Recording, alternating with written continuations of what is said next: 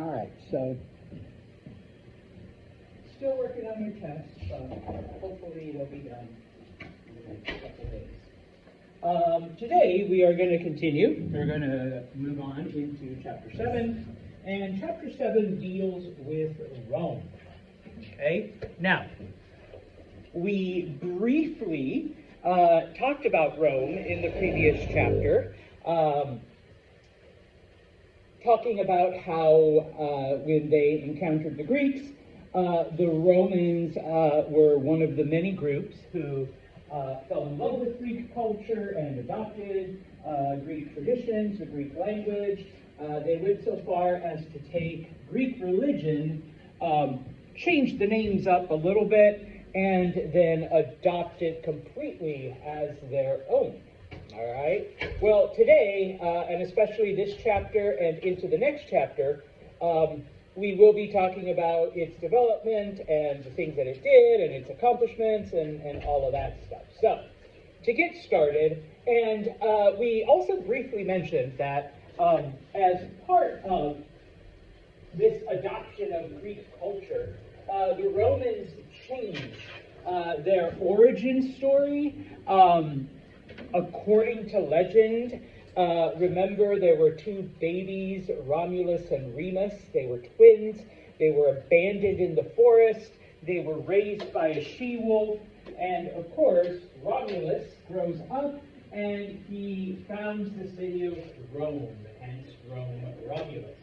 After they encounter the Greeks, though, they changed that story so that, now they're descended from the Greeks. And of course, one of their founders is not only a former Trojan, but he is also part God. Okay, and so that makes it, even better. The true story, though, okay, around 753 BCE, okay, a small village springs up, okay, as we have seen for thousands of years. There is a river that runs along this part of Italy, and that is the Tiber. And like in so many other cases, this is where a society forms. Okay, starts off as one little village. There happens to be like 7 different hills that surround the Tiber, and so there's actually 6 or 7 different settlements that spring up in the area. Eventually, the village that is known as Rome conquers the other ones, and it becomes the city. Okay, the city that surrounds these 7 hills on the banks of the Tiber River. All right. Now, similar to the Greek city-states, okay, large portions of Italy are ruled independently by different groups of people. Rome is no exception, okay? So for hundreds of years, Rome is in fact an independent city-state, the same way that Athens and Sparta and all of those were, okay? Now, Rome, of course, is a little bit different, once again, just like the Greek city-states, okay? Because while it does start off with an independent leader, okay, it does not become a kingdom, number one, okay, which is the way that we see in pretty much every other part of the world, with the exception of, once again, some of the Greek city-states, and then later on, some of the Indian kingdoms, okay? But, excuse me, But unlike, say, Athens, it doesn't become a democracy. It's not an oligarchy the way Sparta was. It's not, any of these other governmental systems. Rome develops its own unique form of government, and that is the Republic. Now, the Republic is kind of like a compromise, more or less, or it's, I guess if you want to say, democracy light, okay? Because you are still voting, all right? But unlike Athens, you are not voting directly on the issues, okay? And if you recall the example, all right, this side, okay, I'm sorry, not this side yet. Mr. Santos is offering for Friday, I can either bring bagels or donuts for the class, okay? And so whoever wants bagels on Friday, I'll even bring cream cheese. All right, raise your hand. Whoever wants donuts on Friday, and I'll bring a variety. Everybody raise your hands, okay? Boom, it's decided, okay? Well, a republic doesn't do that. A republic votes for representatives, all right? So this side of the room elects Shaw to be their representative, and this side of the room elects Vanessa to be their representative. All right, so there is some voting, okay? And, you know, Vanessa wins the election for this half, and Shaw wins the election for this half. And then Shaw and Vanessa sit down with me, and your representatives make a decision, okay? And then they come back and say, after meeting with Mr. Santos, everybody's getting bagels on Friday, okay? And so you guys can either be yay or, you know, it's, like, who said bagels, Vanessa, you know? Like, come on, we're voting for someone else next time, okay? And so that is the concept that the Romans come up with, all right?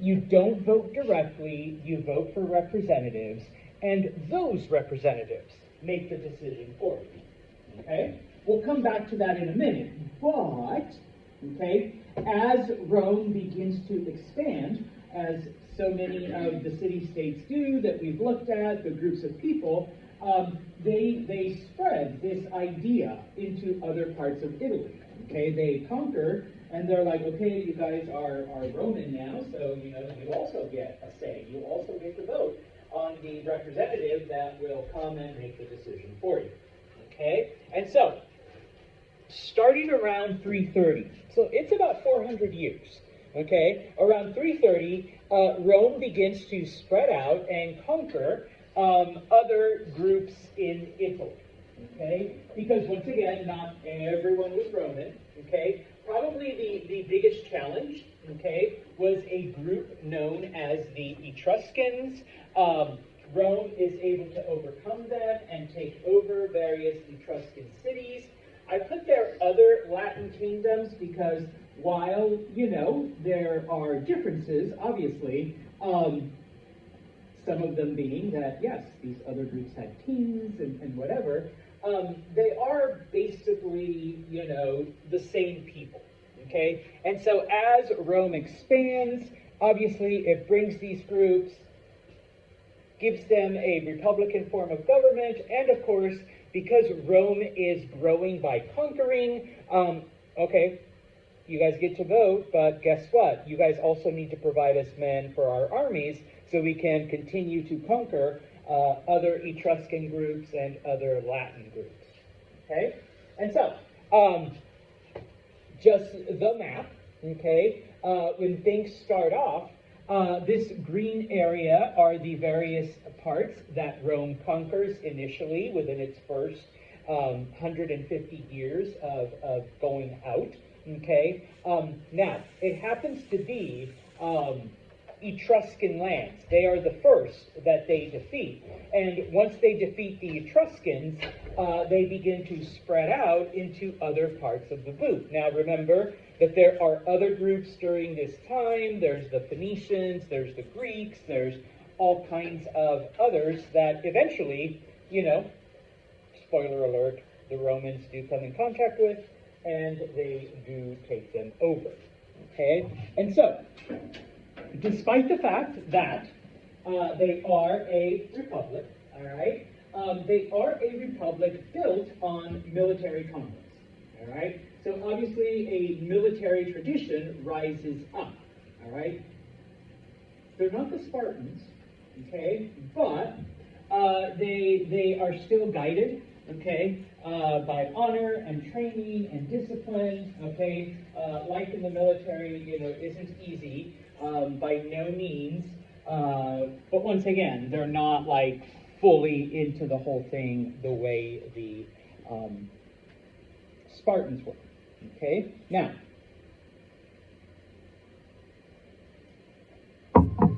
similar to the Spartans, they never accepted defeat. Okay, if you surrendered, it would be like your generals would kill you themselves. So you can either like suffer a dishonorable death, or you can die with honor on the battlefield, and be praised as a hero, and your family would receive all kinds of stuff. Whereas if you surrendered and then you were returned, you pretty much brought shame to your family. Another way in which that's the honor part. Another way in which the training and the discipline went in is that for the most minor of infractions, the Roman army wasn't pulling death. Okay, you didn't lace up your sandal with death. Okay, your sword and your shield are your death. Okay, you didn't march correctly, death. Okay, so by making that the one punishment for everything, you're not going to mess up. Okay. Finally, this is just kind of a side note, and unfortunately Mars is absent. It's one of our students. The name for the month of March, okay, comes from Mars. All right. Who was Mars? Mars is the Roman god of war. All right. In Greek mythology, that's Ares. All right. And of course, oh no, wait, that's another class.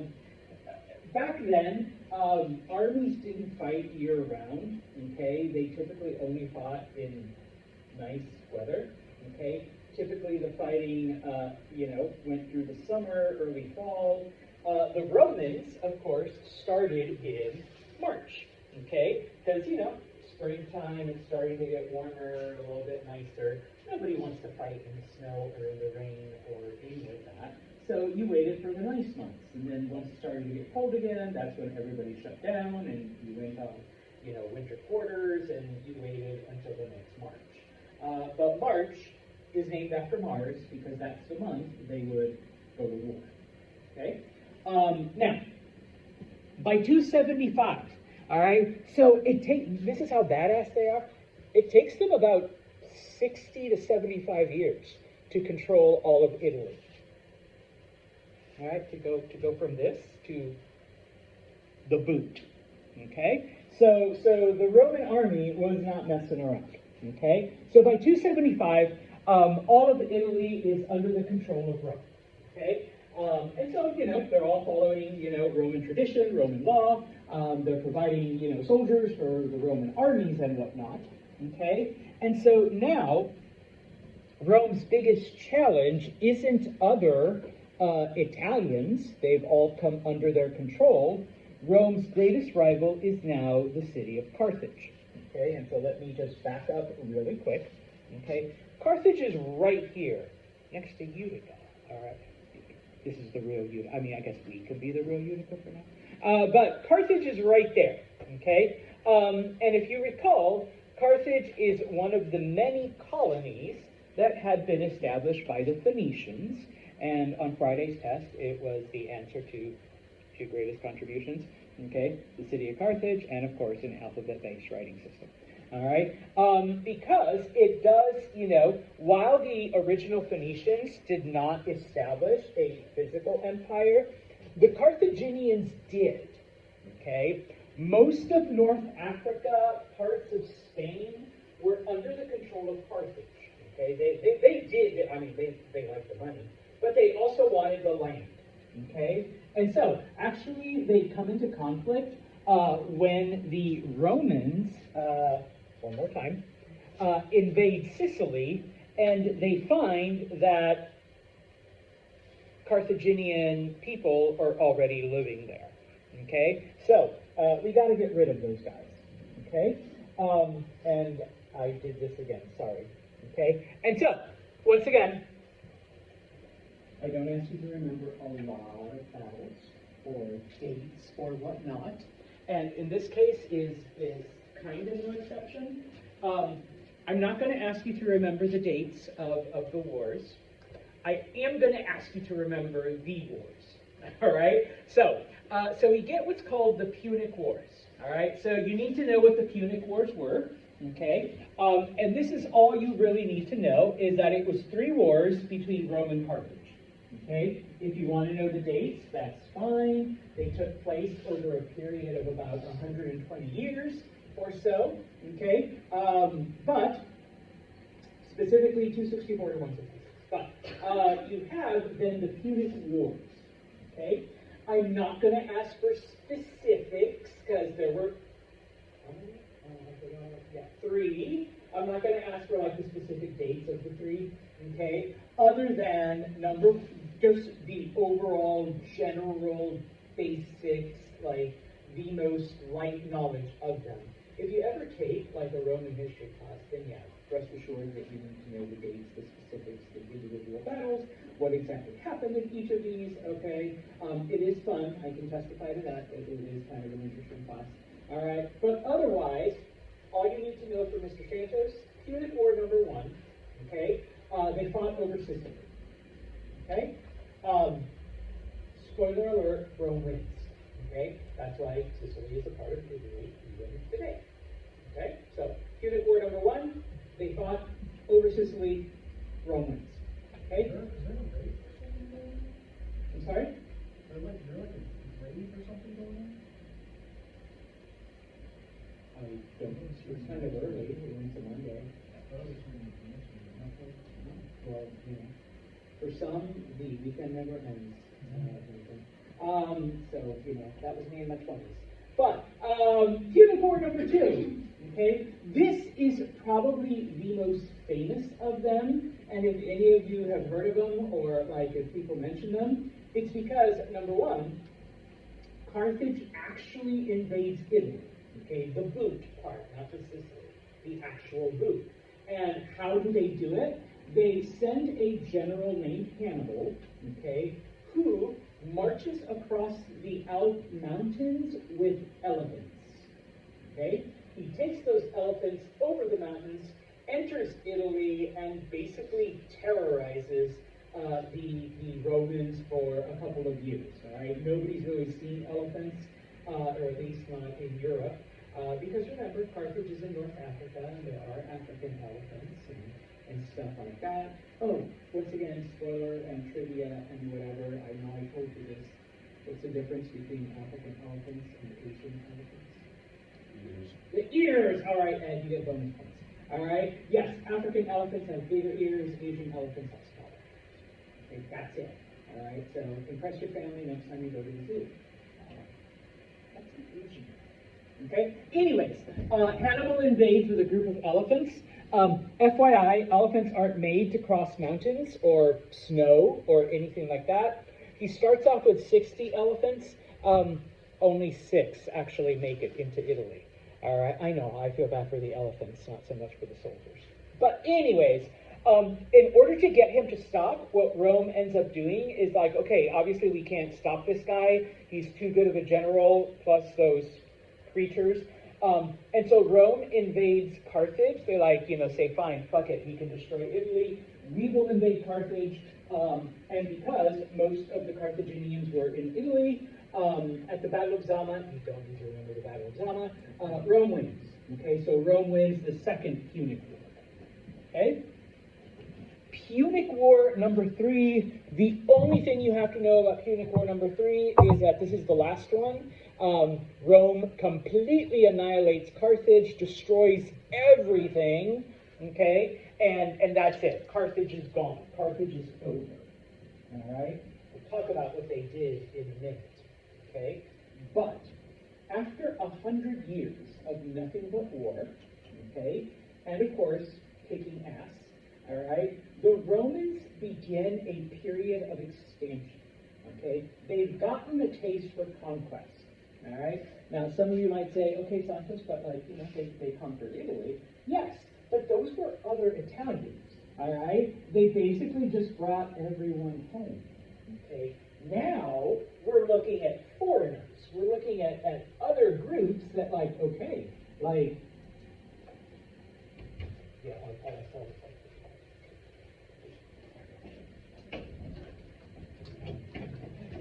so you have these group of foreigners that was supposedly the most powerful group, okay, the most powerful group in the Mediterranean, all right, and Rome just kicked their ass, all right? So everybody else is basically nothing in comparison, okay? So now, in addition to all of the green, all right, everything that you see in blue is now under the control of Rome, all right? So they're feeling pretty good about themselves, okay?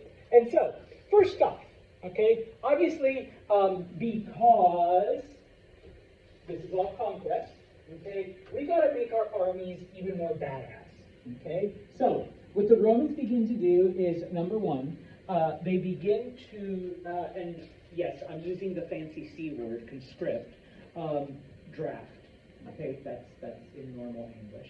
They begin to draft men at the age of 17, 18 years old, okay? And it's all y'all guys, okay? We're not like the Spartans here. We're not, picky. Everyone gets drafted, number one. Number two, you get drafted for a minimum of 10 years of military service.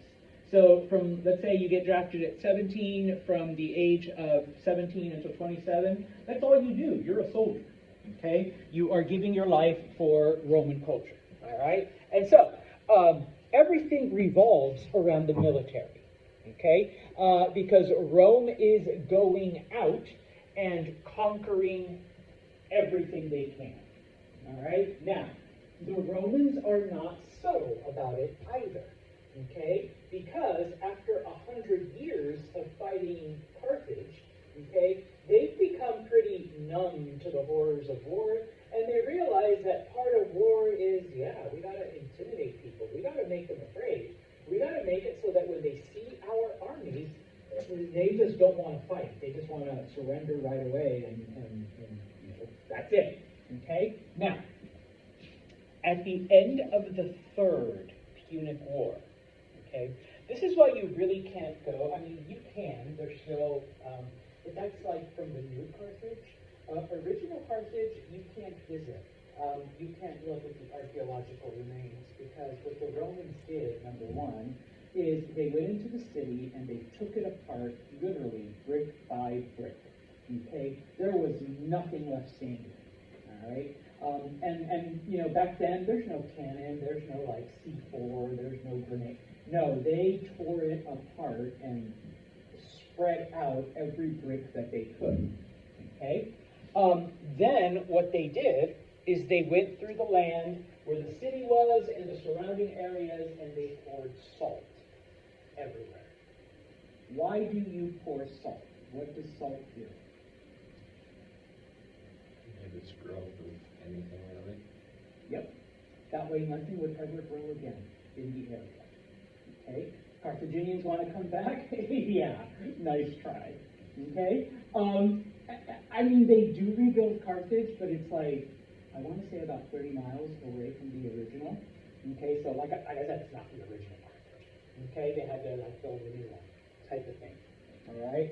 So this is the attitude that the Romans are going out and conquering other areas with. Okay, this is the reputation that the Romans want to have, because here comes the Roman army, and Madison's poor city is like, did you hear what they did to Carthage? Yeah, we do not fucking want. We surrender. Okay, we're done. All right, take the city. We promise we'll be good Romans, we'll be good Republicans, we'll be good, like, all of it. And some places did, okay? Other places, like the city of Corinth, this is one of the Greek city-states, all right? When Rome invades Greece, they actually put up a fight, okay? And so what the Romans did, once they won, they took every male from the age of 14 up, and they just killed them. They just outright, killed them right there. All right? So now no male of fighting age lives. And then they took all of the women and the children and they sold them into slavery. Okay? And of course, tore down the city of Corinth and all of that fun stuff. Okay? So you saw what we did in Carthage. You saw what we did in Corinth. Ed City, we're going to call it Edville. Edwardville. Oh, that's a good name. All right? Do you really want to fight? All right? Come on. All right, take the city. All right, we surrender. Okay, and so yeah, they pretty soon begin to conquer pretty much all of Europe, right? And this is just another FYI fun fact. The general that led the Roman armies that beat Carthage, his name was Scipio Africanus. Any guesses what got named after him? They named the entire continent Africa after the Roman general who defeated Carthage. Okay, so, anyways, okay, now, this isn't a class all about war, as much fun as it is, okay? Rome has conquered all of Italy, Rome has conquered Carthage, Rome is out conquering other lands, okay? Obviously, there are problems at home. There are problems in Roman society because, yes, it starts off as a republic, but the title of the chapter is Imperial Rome, and we often talk about the Roman Empire. So how do we get that switch? All right, I'm glad you asked. All right, because it does start with various social problems. Now, I do need to give you a little bit of background, all right? So, as we said, Rome is a republic, and for those of you who are word nerds, like, okay, republic comes from the Latin res publica, which literally means a public thing, okay? Because, you know, you're a part of the whole process, okay? Now, the Roman Republic was made up of a legislative body known as the Senate. Okay? Depending on the time and, of course, which era, you know, we're looking at, you know, is it just like when it was just Rome, when it was just Italy, when it was like bigger areas? The Rome had anywhere from 300 to 600 members. Okay? So, you know, it wasn't just Shah and Vanessa deciding on things. There were, you know, lots of different people represented a lot of different areas. Okay? Now, the thing is, all right, is that only Romans who owned property, and they had to own a certain amount of property, so they had to be very wealthy, were allowed to vote and were allowed to serve as a senator. Okay? And so the people that were allowed to serve and were allowed to vote were known as patricians. Okay? Now, obviously, if you're an average Roman, if you are like, you know, the working class, or even if you own land but you don't own enough to be able to vote, obviously you do not like this. Okay? And so, after, you know, a couple hundred years, you know, we see the lower classes rise up and demand some kind of reform. So a second legislative body, known as the Assembly, is formed. Okay? This is made up, so for the Senate, only the rich, only the wealthy, only the powerful get to vote. For the Assembly, the working class, the people that, you know, own less than X amount of land, they get to vote. Oh, and I'm sorry, ladies, men, okay? Yeah, you don't vote, all right? But for this exercise, you're all men.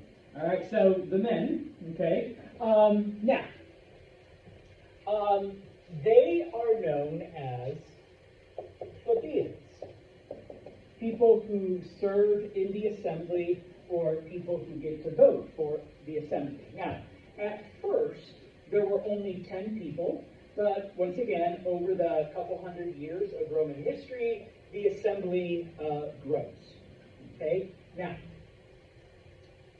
if this is kind of starting to look familiar, I hope it does, because the founding fathers of the United States took the Roman example, okay, as the skeleton, as the frame for what eventually becomes our government, okay?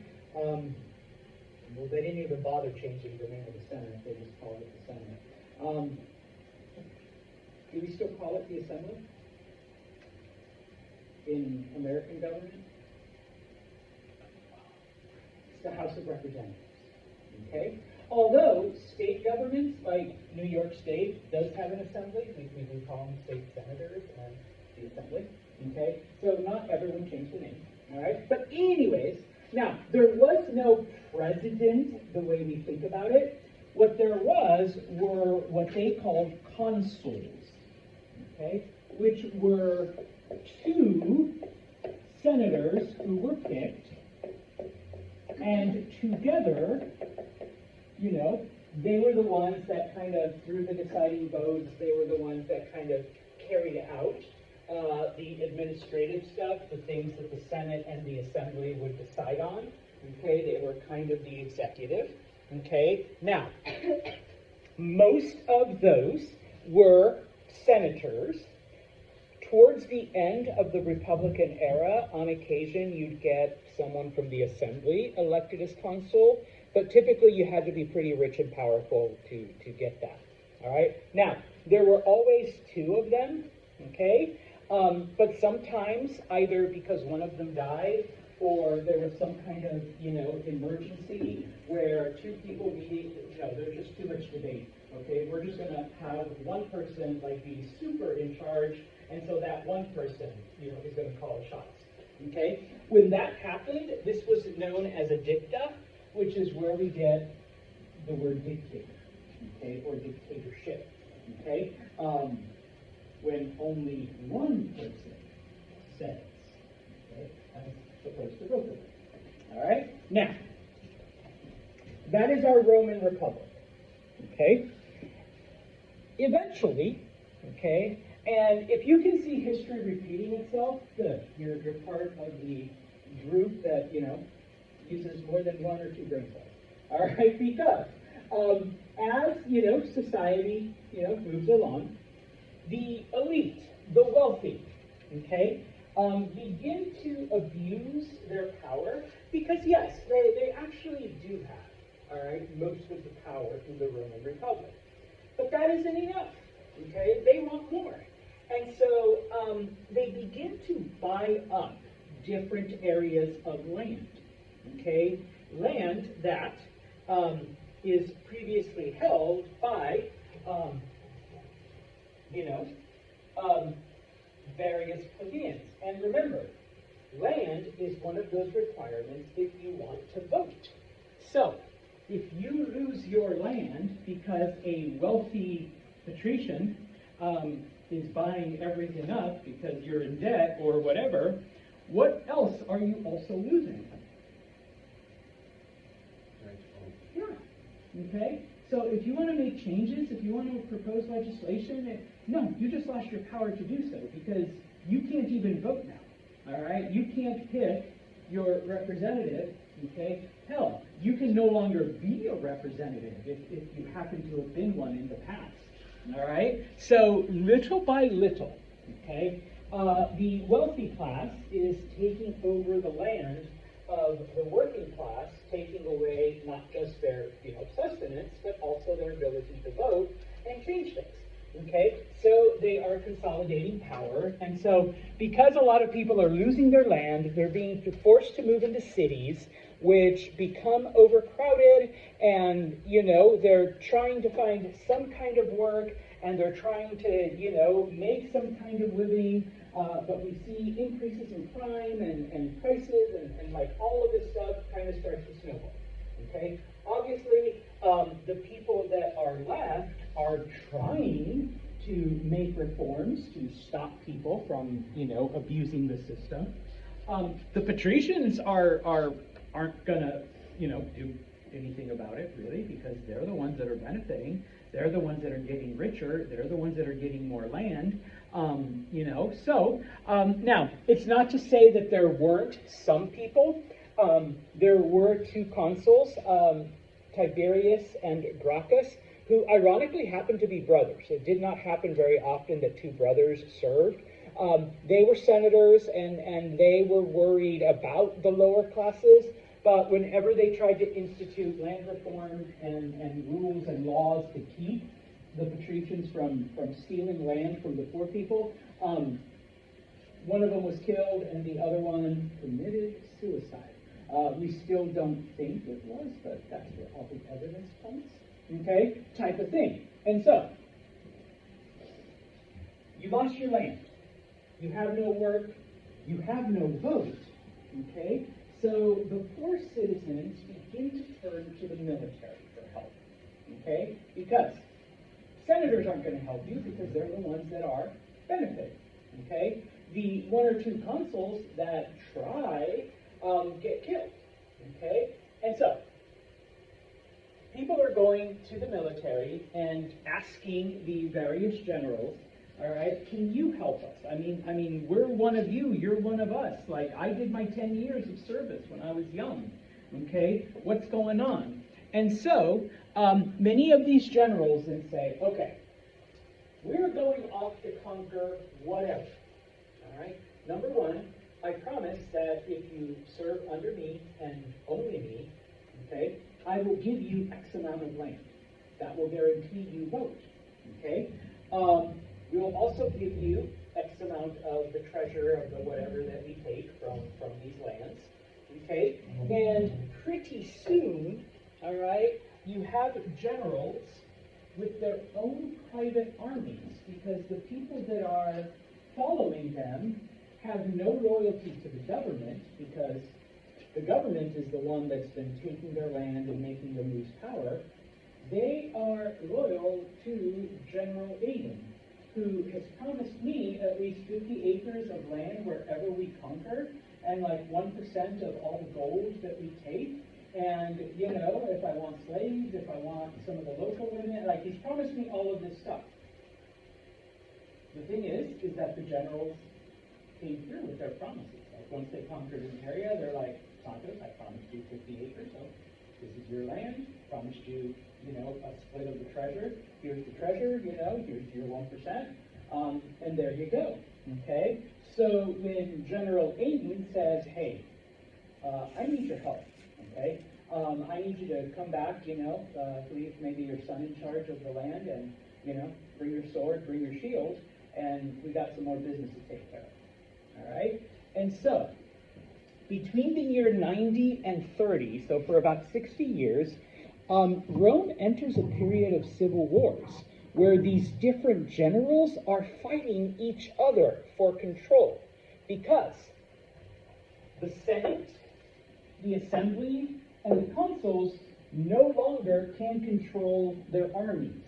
Okay, you know, I could be a consul and tell General Edward here to, you know, hey, cut that shit out. And he says, F you, my soldiers listen to me, they don't listen to you, because guess what? You were responsible for them being here in the first place. Okay? So for 60 years, there's all kinds of civil wars. I'm not going to get into the specifics because at the end, there's actually 3 people that are victorious, and they kind of split the Roman Empire into 3. But eventually, good old JC, and I don't mean that JC, but Julius Caesar, becomes the victor. Okay, he comes out on top, and that's how he takes control. Okay, hold on, let me go back here. He conquers most of this area that today is France. Back then it was called Gaul. He conquered most of that, and his armies, like, they got mega rich, okay, you know, by doing that. And when he decided, I want to be in charge, all of those people that had served under him and had fought with him and that he had given stuff to, okay, they're like, okay, JC, we got your back, all right? And so now, just FYI, Julius Caesar is not the first emperor, okay? He is a dictator. He is a tyrant, okay? The Senate is still there, so you know, the Assembly has pretty much been eliminated by now, okay? Because they all went to fight, you know, under the generals. So the Senate is still there, except now at the top, you have good old Julius. Okay? And little by little, okay, he is eliminating the power of the Senate. He is taking away, much of the things that they do. He is giving land back to, the people that used to own it. He is, elevating the people that followed him and were loyal to him. And so, on March 15th, just a couple weeks ago, all right, he is assassinated on the floor of the Senate for all of this. Okay, the Senate obviously hoping to take control of the government back. Okay, well, they completely fail. Okay, because it's actually his nephew, but Julius Caesar adopts him. So in some books you'll read that it's his son. In others you read that he's his nephew, but he's his adopted son. Okay, Octavian takes over. Okay, he basically vows revenge on everyone who took part in the assassination of Julius Caesar. Okay, he gets back at them. All right, he eliminates them. All right, then many of the generals that remained were like, well, just because you were Julius's favorite, and just because you're his nephew / adopted son, doesn't mean you have the right to rule, because Julius wasn't like a king or an emperor or anything, So other generals rise up, okay, and so Octavian has to fight them. All right. The last one is a man named Mark Antony, who had hooked up with an Egyptian princess named Cleopatra. And so using not just the soldiers that were loyal to him, but Cleopatra's armies, they put up a last stand against Octavian. Spoiler alert, Octavian wins. Cleopatra, or Mark Antony, he kills himself, like for honor, like he commits suicide. So does Cleopatra. She lets a kind of scorpion bite her, and she dies of poisoning. But with the defeat of Cleopatra and Mark Antony, number one, the Roman Republic is dead. All right, it is completely gone. All right, so no more voting, no more of that stuff. Get rid of that, bless you. Okay, and so we now have an empire. Okay, Octavian goes by his other name, Augustus. Okay, as the emperor. All right, so it's Augustus who is the first emperor. The confusion comes out because to honor Julius Caesar, the title for every emperor is now Caesar. Okay, so we use that name. It's like Pharaoh, it's like king, it's like whatever. Okay, so he is now Caesar. He is now the Caesar. Okay, just as an FYI, other cultures adopted this as well. In Russian, the word Tsar comes from the word Caesar. Okay, so they called their king Caesar. When the Germans were a kingdom or an empire, the king was Kaiser, which is the German word for Caesar. Okay, so that's where the confusion might come from. But Julius Caesar was not the emperor. Caesar Augustus was. Okay, and so with the victory of Caesar Augustus, okay, we enter a period of time. I don't ask you to remember a lot of Latin, okay? Nightmares from nuns and shit like that. All right, but you do need to know this little bit. All right, Pax Romana. Okay, what does Pax Romana translate into? Roman peace. Okay, because for the next 200 years, a lot of history books refer to it as the Golden Age of Rome. Rome controlled most of Europe. Rome controlled all of North Africa. Rome controlled all of what today would be the Middle East, Palestine, etc. Okay? The entire Mediterranean Sea, the Mediterranean, was one giant Roman lake, because it was surrounded by the Roman Empire. Okay? There was literally nobody left to challenge them. I mean, the occasional thief or pirate. Okay? We'll talk about the German tribes a little later. But for the most part, within the empire, everything was wonderful, okay? Everything was prosperous, okay? And of course, it all came about because, you know, their Republican democracy completely collapsed because of, you know, the greed of the wealthy and them taking over and all of this other stuff, and we end up with an imperial system, okay? Just FYI, all right, once again, we don't have time to really get into it too much, but before he was assassinated, Julius Caesar wasn't just a conqueror and shit like that. Okay, there were a lot of things that he also did, like to change. You know, for example, probably the one that affects you and I the most, okay, is the fact that he reformed the old Roman calendar. The Romans based their calendar on a 10-month system, all right, which is why September, seven, that was the 7th month. October, you know, octopus, octagon, 8, that was the 8th month, okay? Julius was like, this doesn't work, all right, let's come up with a slightly better system. And so he added 2 months to the Roman calendar. Any guesses which ones? You're smiling, Aiden, why? July and August. Yeah, July, if you're going to add a month, you're going to name it after yourself. If I ever change the calendar, you can bet there's going to be Santos, all right, or Sant. Is going to be one of the months.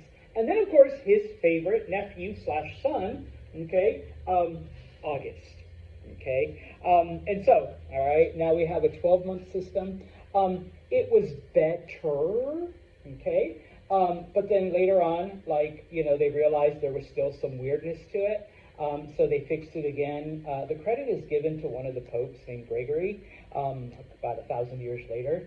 And so he's the one that added the whole leap day, the February, the like all that shit, and stuff like that. But Julius Caesar is the one who deserves the credit for like basically reforming our calendar and giving us what we have today. All right, type of thing. Another fun fact. Cesarean sections, all right, C-section is actually named after Julius Caesar. No, he did not perform the first one, but he is one of the first people to be born that way. His mom was in distress when he was being born, and so the doctor's like, hey, woman, let's just cut you open and take the baby out. His mom died, but Julius lived, okay?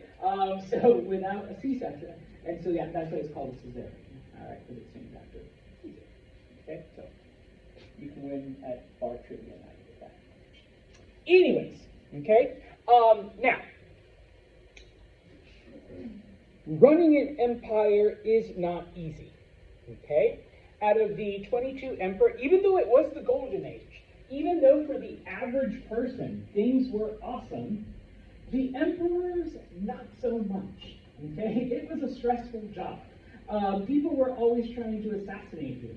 People were, you know, all of this stuff. And so, what begins to happen, okay, is number one, all right, the military became a way of life, okay? It became a career choice. The Romans learned not only from the Spartans, but from some of the other groups they encountered that had a warrior class, hey, let's have a professional warrior class. So, if you're a young man and you decide to join the military, that is a lifetime commitment. Okay, you are going to be a soldier for life, number one. Number two, okay, to avoid all of this, and in this case, because remember, Julius Caesar and some of the other generals, they were able to recruit people by promising them land and treasure and money and all of that stuff, okay? No. When you join the military now, you pledge your loyalty to the emperor, and the emperor only, all right? You don't pledge loyalty to Rome, you don't pledge loyalty to the government, you don't pledge loyalty to General Aiden, who's gonna, you know, give us land in France or whatever. You pledge your loyalty to the emperor only, okay? Now, emperor is by himself, okay? Because, once again, we've gotten rid of all this, okay? Pretty quickly. All right, the emperors realized, all right, I guess there was something good about having, 600 senators and a couple hundred assembly people and them handling the day-to-day shit of government.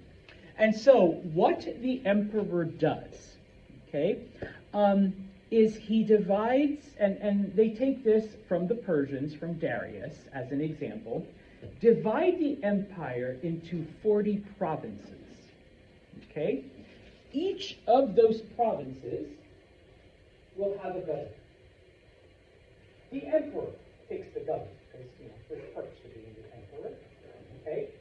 How you govern your province is completely up to you. All right, so Shah is going to be the governor of Egypt, okay? Go. All right, the only person you answer to, Shah, is me, Emperor Santos, okay? That's it, all right? How you govern Egypt, as long as the people are happy, as long as the taxes are paid, as long as I don't hear any complaints, you can do whatever the hell you want, okay? Ira, you will be the governor of North Africa, okay? Same thing, you can govern however you want, as long as I don't hear any complaints, as long as there's no rebellions, and as long as the taxes are paid on time, you can do that however you want. The only person you answer to is me, okay? And so, 40 people, okay? Now, of course, I'm sending Shah to Egypt, and no offense, he's not Egyptian, he doesn't know shit about Egypt, okay? And Ira, same thing, she's not North African, has no idea how to govern. The only reason I appointed Ira is because she was my favorite student, and, did good in class, and, that's it, all right? We're BFFs. Okay, and so many of the governors would then take locals, typically the elite, typically the people that brown-nosed them or whatever, and appointed them as counselors, as advisors. Okay, so Shah would surround himself with important Egyptians to give him advice on how to govern. All right, and of course, Ira would pick maybe one or two North African advisors who would, counsel and ideas, and, Ira doesn't even speak the language, so, people to translate and all of that, okay? Now, typically, if a governor was smart, they would buy a couple of slaves and then free them. And then say, okay, Maddie, you're free, but guess what? You also have a job. You're my #1 advisor, okay? Anything goes on out there, you tell me. And it's like, well, Santos just gave me my freedom, and all I have to do is now work for him, which he's paying me for. Just make sure to tell me if anyone's starting rebellions, tell me if, people are, whatever. And that's it, okay? And so this actually becomes the system of governance for the next 400, 500 years, all right? Finally, okay, and this is more of a PR move, because we all love taxes, right?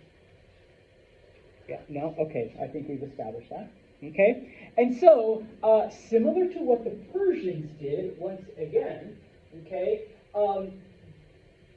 I outsource tax collection to Destiny. Okay, Destiny, tax, and stuff. All right? And so Destiny is the one that goes out and collects taxes from the people and enforces the tax laws. Okay? And then Destiny turns over the money to the government, well, to the governor, and then the governor over to, the emperor, with, of course, a small fee, for services provided. Okay? And so when people complain about the taxes to either the emperor or to the governor, Ira and I can say, it's not me. All right, I have to talk to Destiny, because Destiny's the one out there collecting, and Destiny's enforcers are the ones that are out there threatening people. All right, it's not us. All right, so yeah. Okay, now, just to finish off for the day, this is a map of the 40 Roman provinces that were created, okay? As you can see, in some cases, we kept the names even until today, okay? You have Italia, you have Sardinia, you have Macedonia, okay? Just as an FYI, Asia was originally just this, okay? Somewhere along the way, we decided that it got to be all of this. I know, there's no more map, I ran out, okay? But, you know, you have Britannia, you have Hispania, you have all of those that, not in every case, but in a lot of cases, they became the names that we know them by today, or at least, like, you know, if you have Belgica, it becomes Belgium, Germania becomes Germany, etc., etc. Okay? We will continue with Rome on Wednesday.